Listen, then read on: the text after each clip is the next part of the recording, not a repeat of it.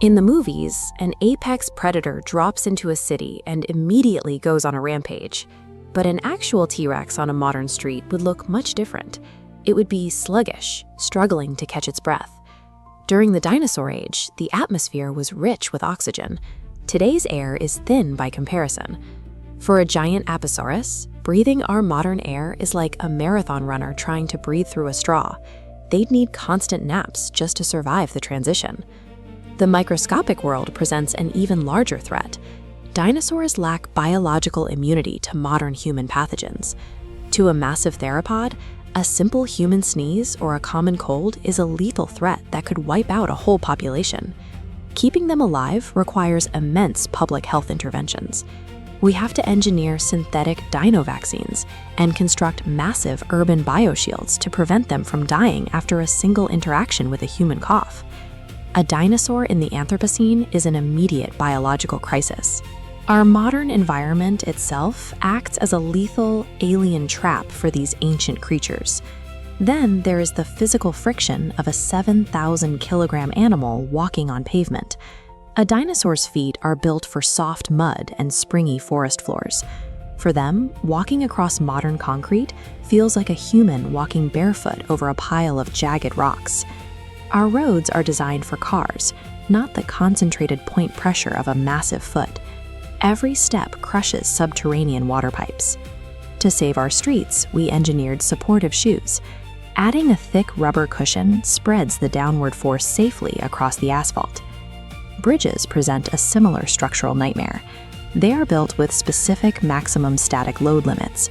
A herd of triceratops crossing a suspension bridge applies dynamic, shifting weight that turns the structure into a paper boat holding a group of standing adults.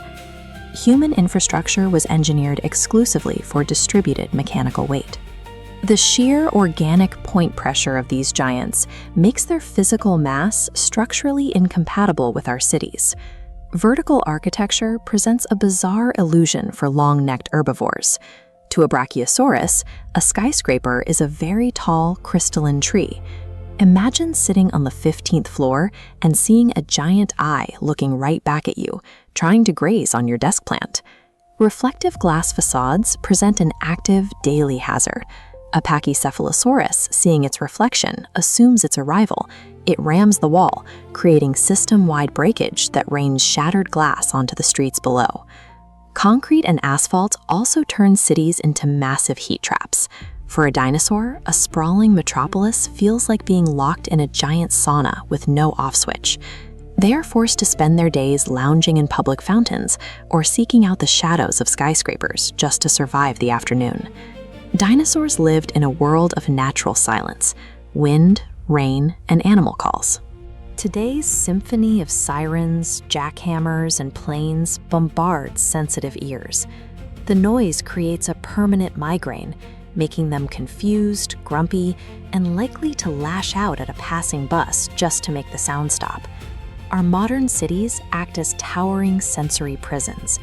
Between the blinding reflections, the trapped heat, and the relentless noise, urban environments actively drive ancient nervous systems into constant distress and unpredictable behavior. Feeding a city full of apex predators triggers an immediate logistical nightmare. There are no giant steaks wandering the streets, and to a massive carnivore, a cow is a single nugget. They face an endless appetizer problem, forcing them to harvest local deer in parks or horses at stables to fuel their massive internal engines. Predators also adapt their natural camouflage to the urban environment. A master of disguise can blend into glowing neon city lights, turning a late-night walk into a high-stakes survival game. Then there is the 1,000-horse sanitation crisis. One giant dinosaur produces as much daily waste as 1,000 horses. Cleaning it up becomes a full-time industrial-scale operation, requiring us to convert mountains of droppings into fertilizer for our gardens. Living with a 7,000-kilogram neighbor who only communicates in vibrations requires a technological bridge.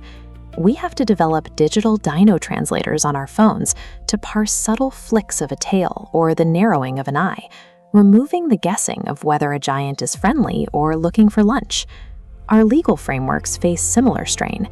If a Spinosaurus claims your local park as its territory, you can't exactly evict a squatter that weighs as much as a city bus. Property laws have to be rewritten to assign responsibility for nature-made giants living in human spaces. Living beside dinosaurs means rewriting the rules of the city. We stop trying to control their behavior and start managing the massive logistical wake they leave behind. Over time, these creatures weave into human culture. Smaller dinosaurs eventually settle into human homes as century-old companions. A pet raptor becomes a living legacy that families pass down through several generations as a shared responsibility. Their aesthetic imprint takes over society. High fashion adopts authentic scale patterns and feather vibes as the new standard, copying their natural hardware. But this integration carries a heavy ethical dilemma. When an ancient creature gets sick, treating it is astronomically expensive. We face a constant societal choice of whether we bear the economic burden to keep these ancient hearts beating, treating them like a lost language we are duty-bound to preserve.